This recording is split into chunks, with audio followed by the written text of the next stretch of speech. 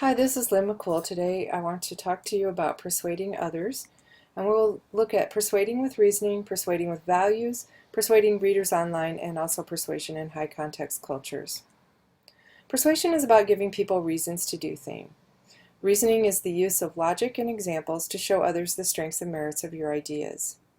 When reasoning with logic, we can use a series of different kinds of statements. For example, if then, either or, cause and effect, costs and benefits, and better and worse.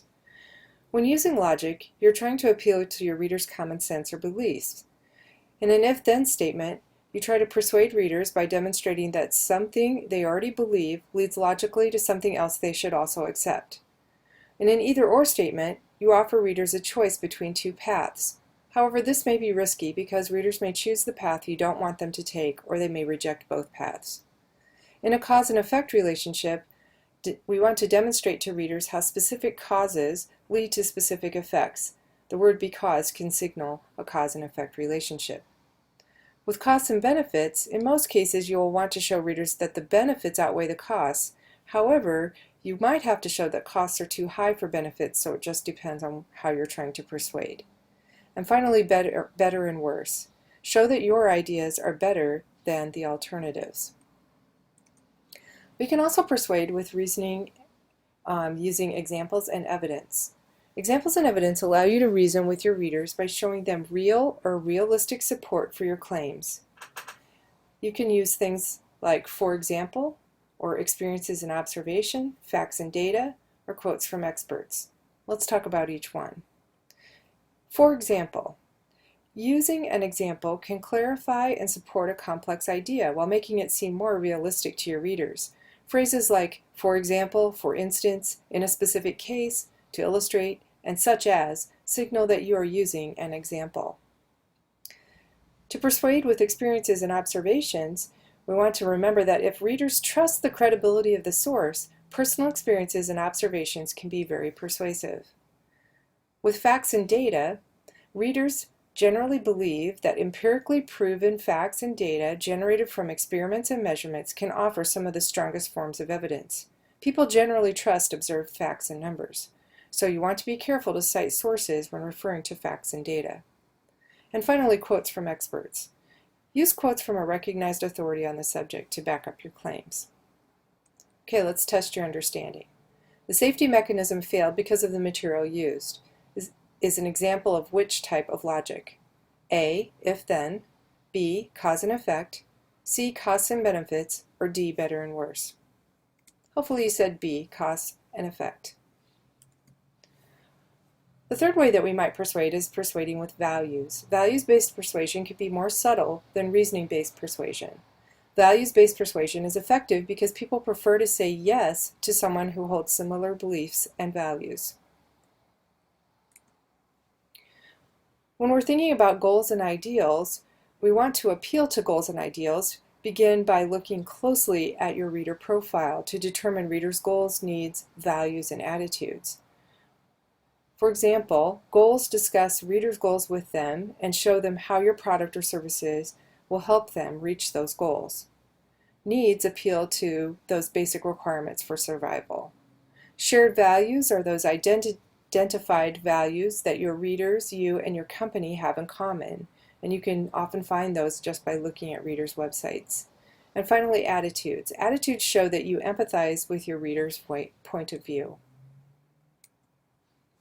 You also want to think about doing something called framing the issues from the reader's perspective. To frame issues from a reader's perspective, what you do is to see and describe an issue from your reader's perspective.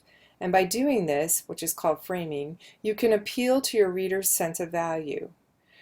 In framing, you look closely at reader profiles, locate one or two words or phrases that can characterize your reader's perspective on the issue. Use logical mapping to show how you might frame from your readers their understanding of the issue. In reframing, what you do is if your readers don't see an issue in a way that is compatible, try to reframe the issue. Use logical mapping after you locate a common value. All right, let's test your understanding. What should you do if your readers don't see an issue in the way that you want them to? A, frame the issue. B, use logical reasoning. C. Reframe the issue, or D. None of the above. The correct answer is C. Reframe the issue. All right, let's talk about persuading readers online. Here are some 10 strategies for online persuasion. And some of these really relate directly to a kind of persuasion that's often found in marketing. Number 1 is to create an impression of scarcity. 2, decrease the number of options. 3, label the reader into a specific group. 4, tell people their prior beliefs were correct. 5, ask to help. 6, admit you were wrong if you were. 7, use you to refer to the readers. 8, use the word because to make your arguments sound rational. 9, rhyme phrases to make them more convincing. And 10, FaceTime beats email time. Finally, let's think about persuasion in high context cultures. High context cultures tend to place more emphasis on community and consensus. So here are some guidelines. Guideline number 1, high context cultures put a high value on existing relationships and reputations. Familiarize your readers with your company's reputation. Number 2, in high context cultures, strangers tend to be treated skeptically, so look for a trusted intermediary to help you make connections. 3, direct persuasion is often viewed negatively, so use fact-based presentation with solid reasoning.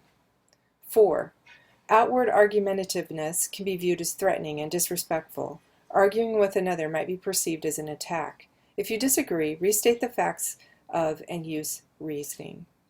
5, present ideas as a win-win for both sides. 6, characterize what is best for all. 7, the main point often comes at the end, so wait for it patiently. 8, handle refusals with care. A direct refusal can be considered an insult. Sometimes yes, but means no. 9, hierarchy, rituals, and respect for social status are important. Informality and familiarity can be viewed as disrespectful or aggressive, so use titles. 10, people of lower standing are expected to defer to someone of higher standing. And 11, emotions other than smiles are serious. Don't show anger, hilarity, annoyance, etc. Okay, let's test your understanding. Which of the following is not true of high context cultures? A, they value consensus. B, they tend to be formal. C, they tend to be skeptical of strangers. Or D, all of these are true. Hopefully you said D, all of these are true. Okay, that's all I have for you today on persuading others. If you have questions, please contact me, and I'll be glad to get back to you.